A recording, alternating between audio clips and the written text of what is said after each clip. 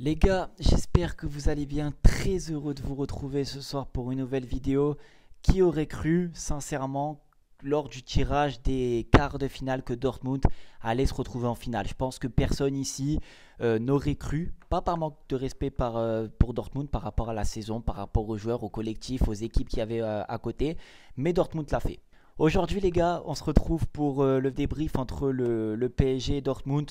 Des illusions totales côté parisien. J'ai trouvé un PSG qui n'a pas mis tout en œuvre pour essayer de se qualifier. Et puis voilà, une victoire en tout cas vraiment méritée de Dortmund qui m'a fait rêver. Je vous le dis, collectivement, si on parle football, si on parle cœur qu'on met dans un match, Dortmund est une référence. Franchement, ils n'ont jamais parlé. Ils se sont fait critiquer par toute la presse française. Et ils se retrouvent en finale à éliminer le PSG avec les honneurs, sincèrement. Mais moi, je l'avais dit en fait. J'avais dit que les médias français ne respectaient pas déjà le Barça. J'avais fait une vidéo dessus qui avait pas mal marché. Si les médias français ne respectent pas le Barça, alors est-ce que vous pensez qu'ils allaient respecter Dortmund? Je ne parle pas des supporters parisiens, je parle des médias français.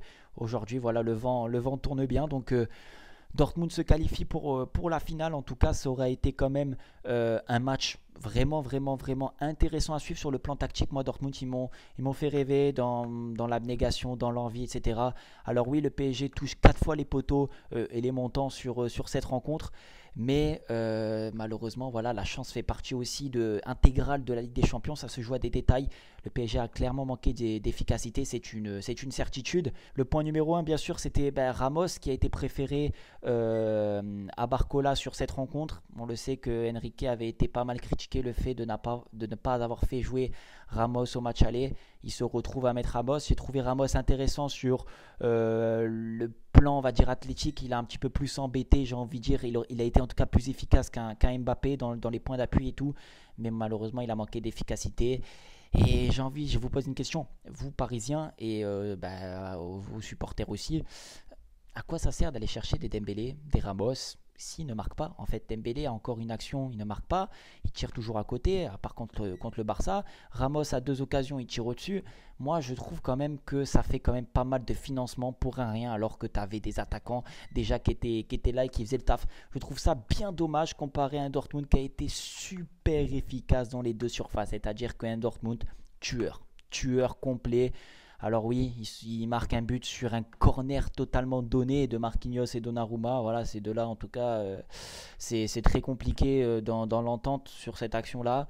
Après, le corner de Julian Brandt. Julian Brandt, excellent joueur, magnifique joueur qui dépose le ballon sur Mats Hummels. Le marquage n'est pas là et puis ça fait 1-0. Donc voilà, en tout cas, le PSG n'aura pas fait en tout cas ce qu'il faut pour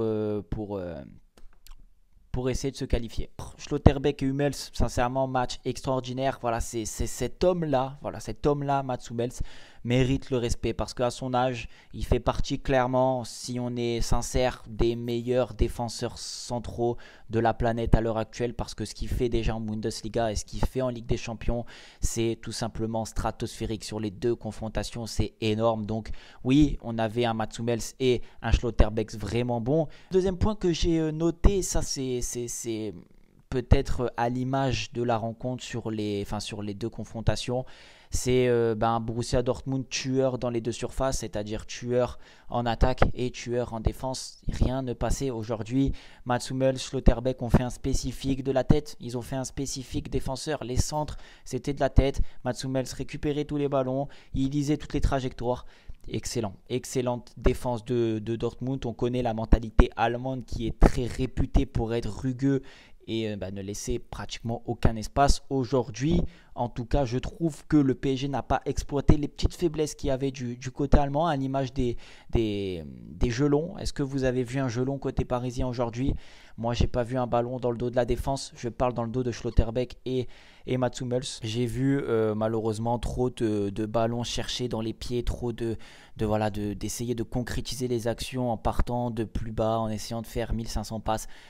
Parfois, c'est pas le jeu, il faut savoir être et se réinventer. J'avais fait une vidéo en début d'année sur le nouveau PSG de Luis Enrique. J'avais dit que si le PSG continuait à jouer comme ça, ne pas sortir parfois du schéma tactique, ça allait leur coûter quelque chose de cher. Aujourd'hui, ça leur coûte la qualification parce qu'il n'y a pas eu d'adaptation. En fait, voilà, j'ai pas vu un ballon dans le dos de la défense de Schlotterbeck et Mats Hummels qui aurait pu faire mal avec la vitesse de Mbappé quand il est passé devant. Je n'ai pas vu tout ça, donc malheureusement, mauvaise gestion tactique encore une fois de Luis Enrique qui veut toujours rester fidèle à ses principes. C'est respectable, pardon, mais à un bout d'un moment, il faut savoir aussi se réinventer, surtout dans des matchs où comme ça c'est fermé, où vous avez deux centraux qui font un match exceptionnel.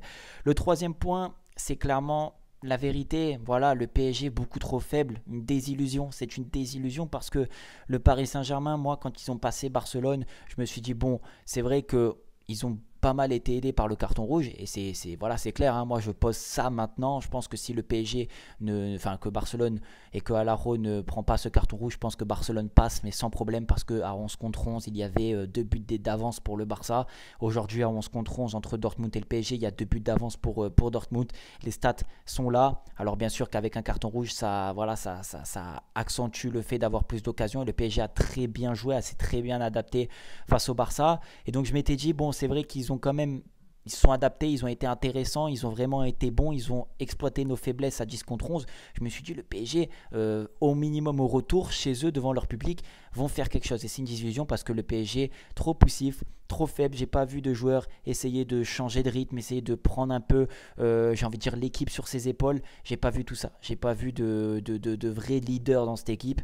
Et malheureusement, le PSG se fait sortir ce soir.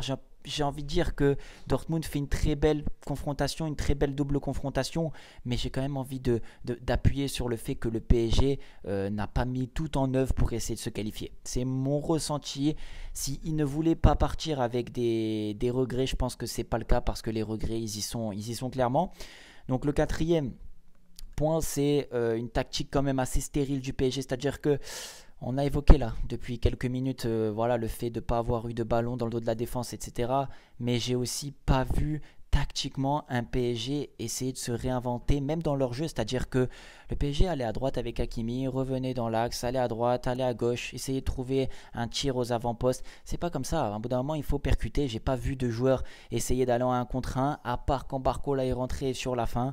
Donc une tactique encore une fois à revoir. Mais après, je dis pas que le PSG a pas de marge de progression. Je pense qu'il y a quand même pas mal de joueurs qui peuvent progresser, mais sur ce match-là, sur ces doubles confrontations-là, c'est une tactique pour moi ratée, et une grosse tactique en tout cas remportée par le coach de Dortmund, Terzic, qui a fait un sans faute sur les deux rencontres.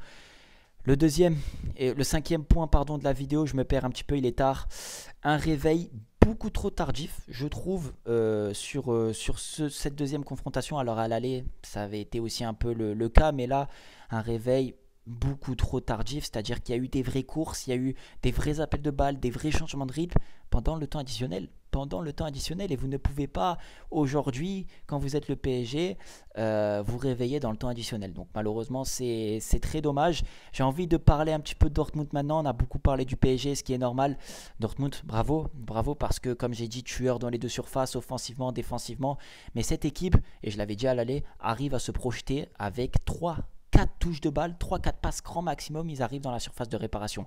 Ils auraient pu marquer encore un but qui a été hors jeu, ils auraient pu faire plus mal dans les contre-attaques où ils sont partis en 2 contre 1, etc. Ils ne l'ont pas fait parce que le bloc était plus bas, mais ce Dortmund-là peut être intéressant. Et moi, je pense que Dortmund, sincèrement, peut aller remporter cette finale de Ligue des Champions. À voir si c'est le Bayern ou le Real Madrid, mais en tout cas, tactiquement, ce qu'ils proposent, et collectivement, une équipe très soudée, très remuante, je vois quand même le Borussia Dortmund, pourquoi pas faire l'exploit. Je ne voyais pas Dortmund en tout cas passer au match retour. Sincèrement, je pensais qu'ils allaient gagner le match aller, ça je l'avais dit, mais je pensais que le PSG allait quand même dominer sa rencontre sur le match retour. Ça n'a pas été le cas, une équipe vraiment costaud de Dortmund, donc mention spéciale au B4B qui franchement m'a vraiment impressionné sur cette campagne européenne, qui est sortie du groupe de la mort, qui a éliminé le PSV Eindhoven, qui était une très très belle équipe, a éliminé l'Atlético Madrid, a éliminé le PSG et va se retrouver en finale de la Ligue des Champions. Pour moi, sur l'ensemble de la rencontre, sur l'ensemble de la compétition, sincèrement c'est mérité, donc bravo Dortmund. Et je suis un peu déçu quand je vois que malheureusement le Barça n'est pas passé face à ce PSG quand même assez faible, hein, on va pas se mentir, comme j'ai dit, à 11 contre 11. Si on fait le bilan, il y a quand même 2 buts d'écart à chaque fois. Il aura fallu quand même une aide du Barça pour que le PSG se qualifie, mais c'est comme se qualifie, pardon, mais c'est comme ça. En tout cas, grosse désillusion côté parisien. En tout cas, merci de m'avoir suivi sur cette fin de soirée. Moi, je vous dis à la prochaine. Demain, peut-être pour le débrief entre le Bayern et le Real. Ça, on verra comment ce match se déroulera. Je vous dis à la prochaine. Prenez soin de vous et de votre famille. Ciao.